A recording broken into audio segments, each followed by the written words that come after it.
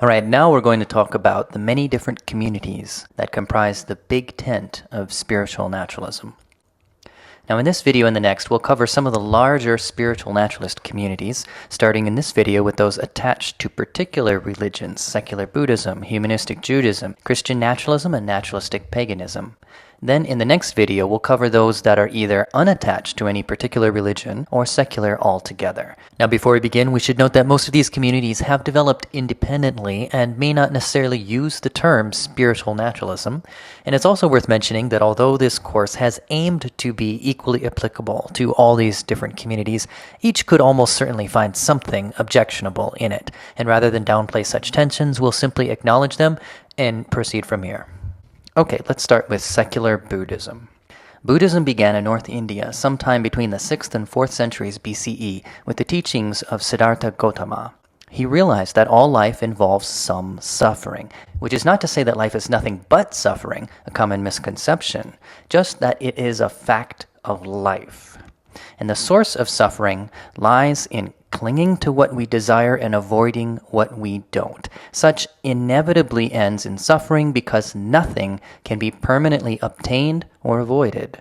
All things are impermanent, even ourselves. And full internalization of this insight leads to what's called enlightenment, awakening, or waking up.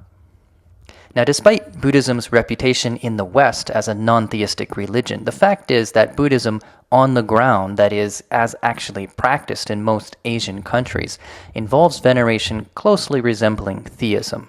Nevertheless, it is true that the core philosophy requires no theistic commitments, centered as it is around a practical psychological approach to the cessation of suffering. Secular Buddhism emphasizes this aspect while de-emphasizing supernatural aspects or interpreting them in naturalistic ways. For example, rebirth may be interpreted as the moment-to-moment arising, passing away, and re-arising of awareness. And karma may be interpreted as simple cause and effect. The state of your mind moment to moment has consequences for ensuing experience. And regarding practices, Buddhism boasts a well-developed system, including mindfulness meditation, just as we've been doing in this course, loving kindness cultivation, compassion practice, ethical precepts, and much more. Some notable figures in secular Buddhism include author Stephen Batchelor, author Martine Batchelor, organizational psychologist Lenore Lambert, scholar John Peacock, and host of the Secular Buddhist podcast, Ted Meissner. And if you want to learn more about secular Buddhism, the Secular Buddhist Association website is a good place to start. All right, next, let's talk about humanistic Judaism.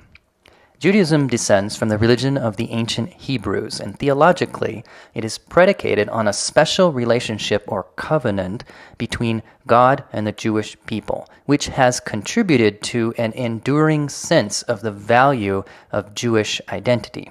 And today, many reject traditional theism while continuing to embrace Jewish identity. Jewish thinkers as early as the 17th century began moving in the direction of an impersonal deity, such as Spinoza, who was excommunicated for his pantheistic views.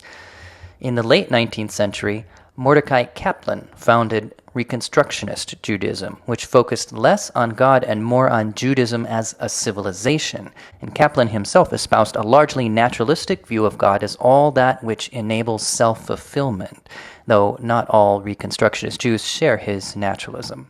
Finally, humanistic Judaism, founded in 1963 by Sherwin Wine, became entirely naturalistic, with humanistic ethics and a liturgy free of theistic language. And this approach was symbolically captured when Wine's congregation moved its Torah scroll from the sanctuary to the library. But despite the rejection of theistic language in any literal sense of covenant, humanistic Judaism upholds the importance of Jewishness that is implied in the notion of covenant.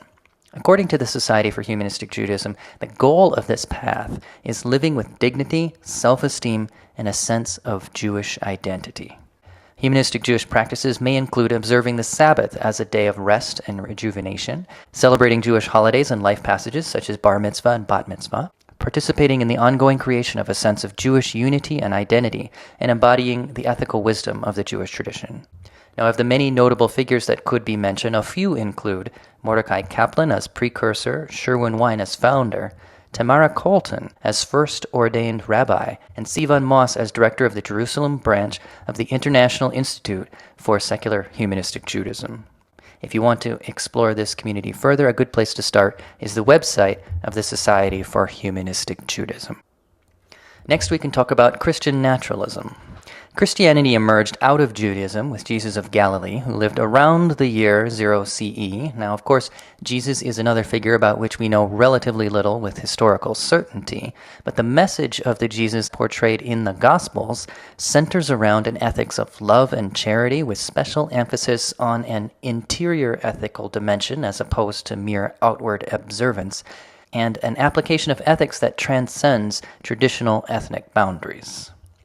And while there is much of a supernatural nature in traditional Christianity, including the world's first explicit formulation of the supernatural, appearing in the theology of Thomas Aquinas in the 13th century, it doesn't take anything supernatural to follow the ethical model of Jesus. And many modern theologians have developed demythologized interpretations, and some have gone as far as to embrace fully naturalistic worldviews.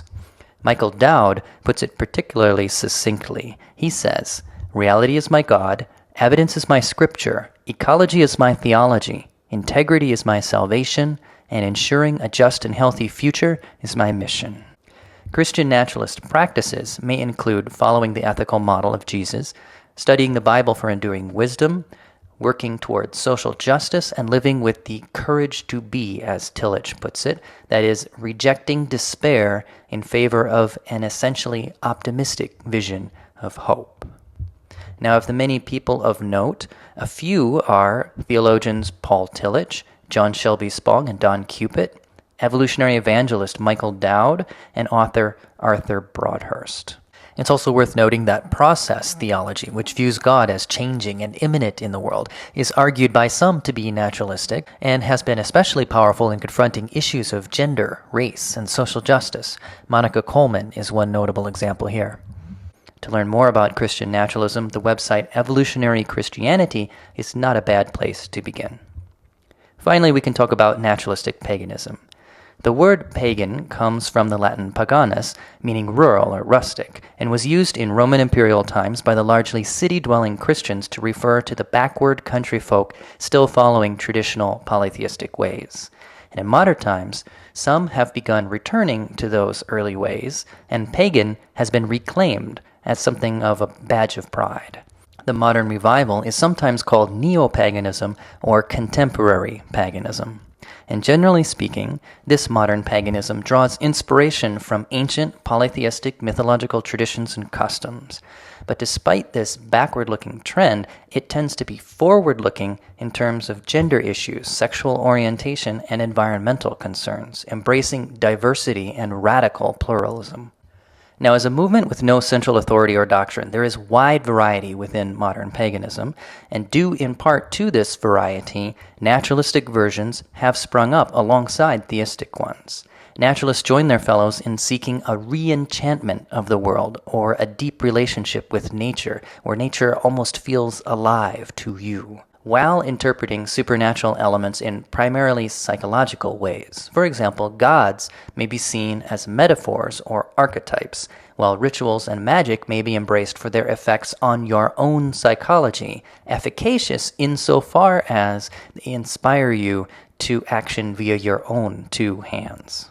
Naturalistic pagan practices may include ritual, meditation, naturalistic prayer and magic, ethics based on a principle of non-harm, and celebrating the wheel of the year, which is a calendar of holidays following the sun's solstices, equinoxes, and midpoints between.